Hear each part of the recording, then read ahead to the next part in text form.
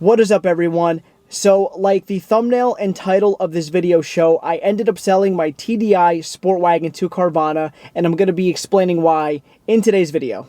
Now, it is kind of funny that a couple of videos ago on my channel, I was saying that I wasn't going to be selling any of my cars after I acquired my MK7 GTI, which I've owned for almost 2 months now. So I did mention, I was like, I got this car. It's going to be in addition to my S3, which I'm sitting in right now making this video. And my Sportwagen is, well, I'm going to be getting my GTI. Nothing's going to be replaced. It's just going to be in addition to the car family that I have. And honestly, I just started to think after all that, I wasn't driving the car as much. I was dailying the GTI almost every single day. And honestly, I remember just, how crazy the car market is right now, that everything is selling for way over what it's supposed to be. So I started getting kind of curious, and I started to dabble into the market of the Sportwagen TDIs, especially like in a manual, because it's a little harder to find the manuals than it is to find the DSG automatics. So I don't know, I just started doing some research about how much they're going for right now, private party, how much dealers are selling them for. So I started to, see how much I could possibly get for the car. And then I thought about Vroom, Carvana, CarMax. There's other little like buy and sell places like that that'll come pick up your car, pay you on the spot. So that's why I started to get into looking up what I could get for that car, which ultimately kind of led to my decision, and I'm going to explain why. So, some backstory on the car. It's a 2012 Volkswagen Jetta Sportwagen TDI, 6-speed manual. I bought the car 3 years ago, and I paid around $8,300 out the door from a dealer. It was a Kia dealer here in New Jersey. Like I said, about $8,300 out the doors. That was taxes, title, fees, everything. So I got a really good deal. The car had about, I don't remember, it's like 82 or 84,000 miles, something like that, which for a diesel is nothing, is not even broken in yet. So I got a great deal. Back a few years ago, you could find the Volkswagen TDIs for really good deals. They weren't going for too much, and I was able to get a fully loaded Mark 6 Sportwagen with everything in a manual just like I wanted for under 10K with everything. Honestly, it was a deal that I really couldn't pass up. And so you guys know, I really had no problems with that car whatsoever. The only two things that I needed to do with that car was get a new battery, number one, which when I bought the car, it somehow still had the original battery after like 7 years, because I bought the car in 2019. The car's a 2012, which means, if I'm not mistaken, probably got sold towards the end of 2011. So that battery was somewhere between like 7 to 8 years old, in that range, and it was the original battery. So that went out. I got a new battery, which is obviously, given after so much time. So I don't even count that really as anything. And then I had to do the clutch, which if you guys have a Volkswagen, especially the newer ones, they are prone to having the slave cylinders leak. The clutch was fine. There was nothing wrong with the clutch, but the system lost pressure. The slave cylinder ended up breaking and leaking, which coated the clutch, which is what basically ultimately ruined the clutch, which is why I had to replace it. And guys, I daily drove that car for 3 years straight, in the winters, everything. That car never left me stranded. It was amazing. It would get 500 plus miles per tank, even with my roof rack and my roof box. I mean, that car was phenomenal. Again, nothing at all wrong with the car. So I know what you guys are thinking, like, why would you sell it then if it was such a good daily? You've always spoken so high of that car. You love that car. And it's true, honestly, guys. Like, that is the best daily driver that I've ever had. Probably, arguably, the best purchase of a car that I've ever made, because with what I paid for that car, with literally zero problems, the car never let me down. Amazing fuel mileage always, and got me from point A to point B. I've taken trips with that car. It's really big. You can put so much stuff in it. It has so much room to, put whatever you need to. You put the seats down in the rear and you could just fit so much stuff in. Like, honestly, the car was amazing. It was fantastic. But ultimately, what got me to basically push myself to sell the car was when I got my offer from Vroom and I got my offer from Carvana. I literally got offered exactly what I paid for the car. And I put it this way, the car had about 120,000 miles, so I ended up putting almost 40,000 miles in my 3 years on that car, which, decent amount.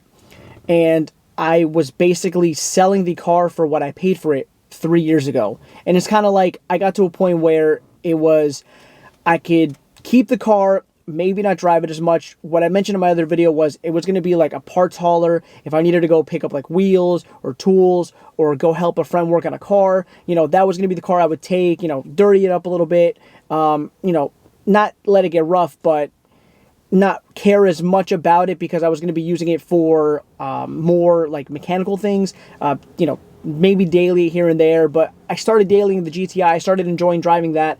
I love this S3, so I stopped driving it over the past few weeks, and it was just kind of sitting. So I guess that was the initial push that I needed to start wanting to get rid of that car. I know what you guys are probably thinking. How much did I get offered for the car? So the car ended up selling for $8,033, so a little under $300 from what I originally paid for the car 3 years ago.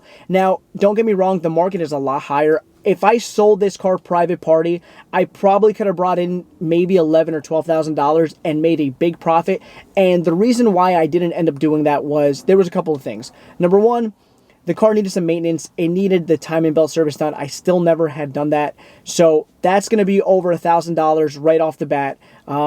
I was going to try and combat it myself, buy the timing belt kit, which would have been like $300 to $400, but I don't have the time nor the place right now to be able to get that done, unfortunately. So I would have had to outsource that to a shop, and I would have had to pay them, you know, probably $700, $800 in labor. So I was probably looking at somewhere between probably like $1,000 to $1,500 in just the timing belt. And then another thing that the car needed as well was the AC started to get kind of like intermittent, like it would blow cold and then sometimes kind of warm for a little bit, then back to cold.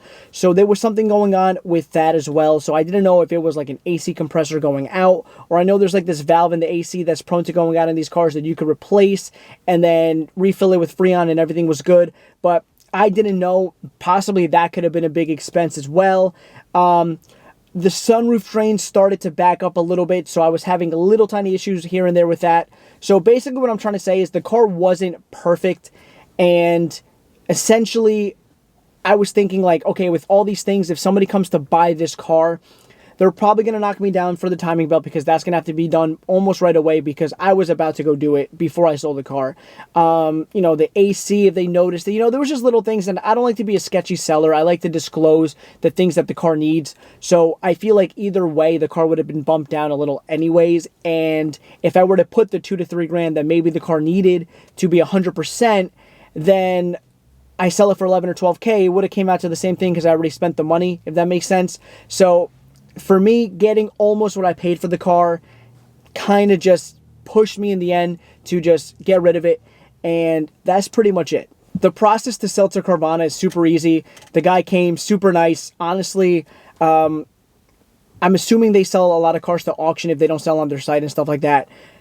They checked literally nothing. They didn't even start the car. Like, didn't even pop the hood. Guy sat down, took the keys, took the title, looked around. They have like this little like tablet iPad thing. They take pictures around the entire car, and that was pretty much it. You sign the paperwork away.